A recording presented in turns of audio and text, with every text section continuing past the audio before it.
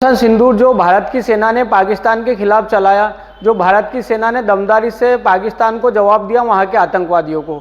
दोस्तों, ऑपरेशन सिंदूर को लेकर देश के प्रधानमंत्री और जो हमारी मौजूदा सरकार है उससे सवाल है विपक्ष के नेता के और देश की जनता के।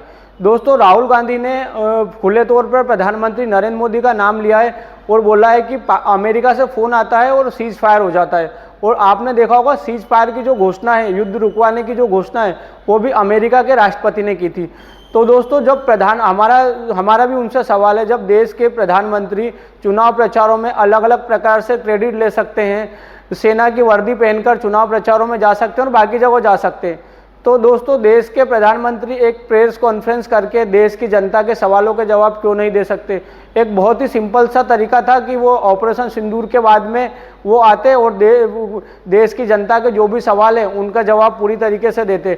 जब राहुल गांधी खुले तौर पर नरेंद्र मोदी का नाम लेकर उनको टारगेट कर बोल सकते हैं, तो देश के प्रधानमंत्री को भी खुले तौर पर उनके सवालों के जवाब देना चाहिए।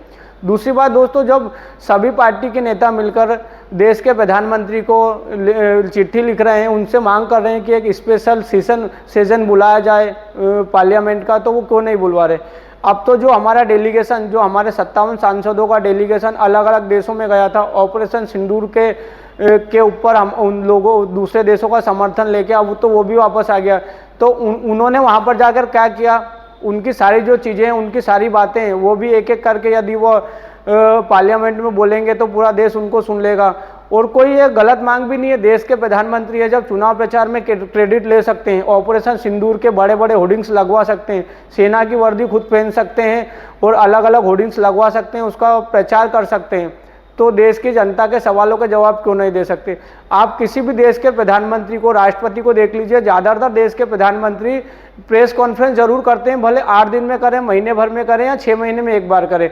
तो हमारे देश के प्रधानमंत्री को जवाब देने में क्या दिक्कत है, वो भी देश की जनता के जो सवाल है उनका जवाब दे सकते हैं।